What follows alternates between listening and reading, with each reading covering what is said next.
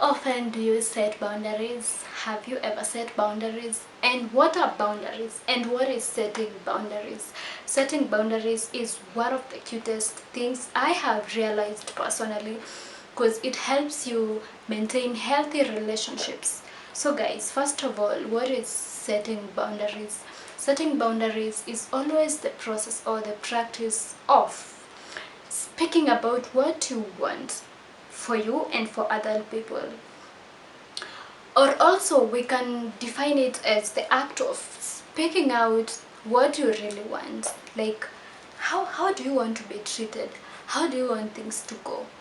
Like you're really putting up guidelines. So if I'm your friend, if I'm your workmate, if I'm your sibling, I'm able to understand that your boundaries zimefika hapa, my boundaries ziko hapa. So how often do you sit down and set boundaries? How often do you? In my previous video I have spoken about people pleasers, and one thing that people pleasers really struggle with is boundaries. Maintaining healthy relationship is really hard for them, and that's why I'm here for you, my people.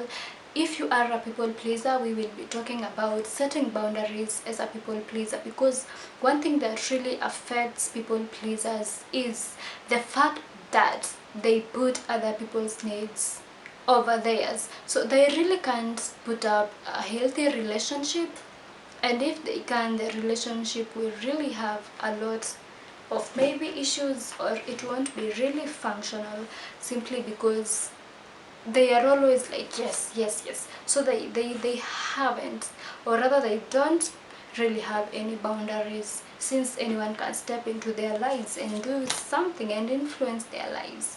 Yeah, so we'll get to learn more about setting boundaries for people pleasers, and I will be also be doing setting boundaries now for other people generally. Like how can you set your boundaries for healthy relationships? Understanding the importance of boundaries is the best thing you will ever come across. I feel like sometimes when doing things we don't really check on the importance ama the impact.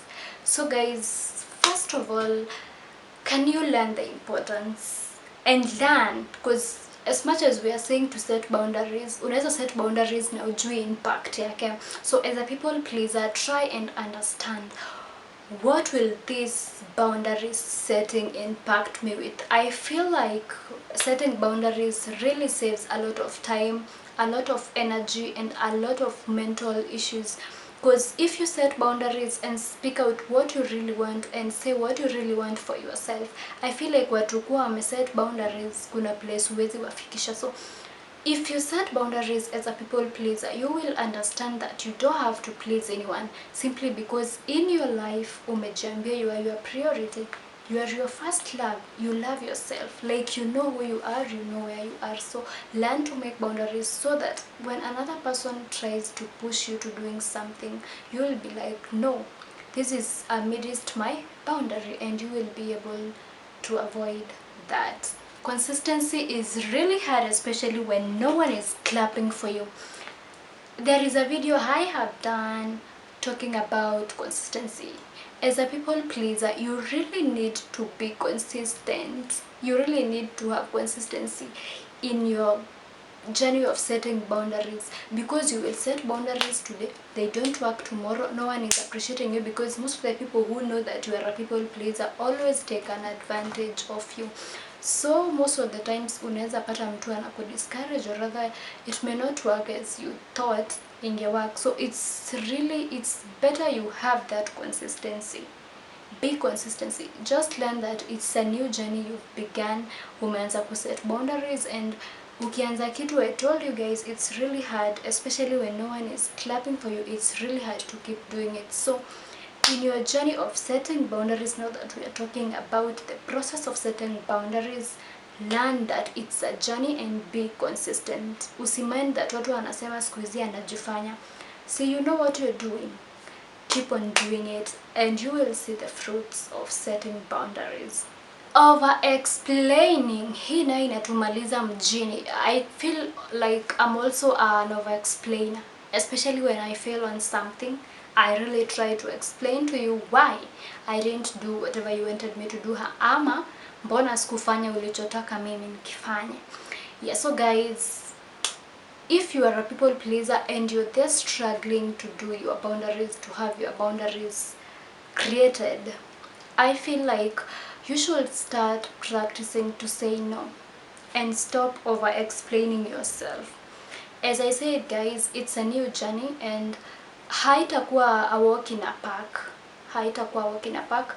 You utapatana na challenges, you know, and you really have to keep saying no. No matter how challenges zinakuja, no matter how a person is convincing, if you really feel uncomfortable, if you really feel hiyo kitu inakudrain, learn to say no. Because setting boundaries, we said it is to speak out, like you're really speaking out, or guidelines, like you're like, maybe mtu hata inituma past 7, you understand? So you can't have boundaries yet how practice what you want your boundaries to consist of.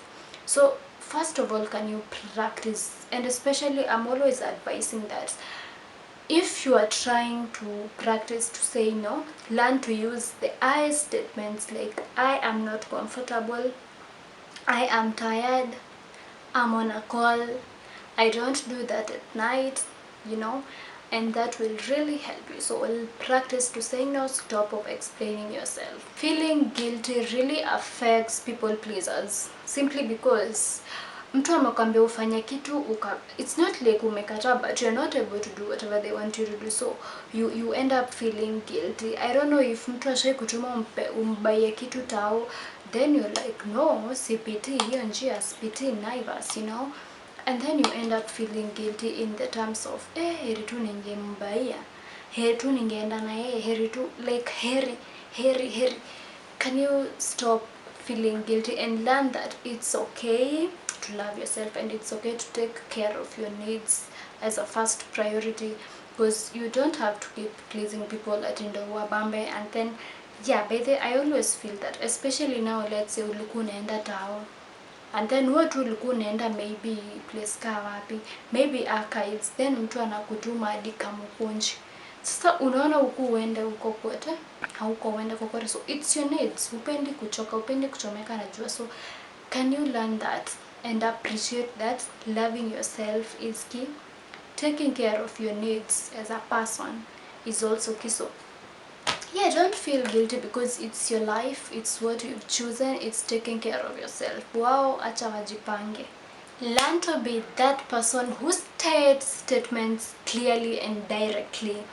As a people pleaser, it's really hard now that in a journey mpya sasa, you've decided to set boundaries and you've decided not to be taken advantage of. So I always feel like being clear and direct really helps. Hata huwa ina save time. Okay, for this one I think nitapeana experience na mimi.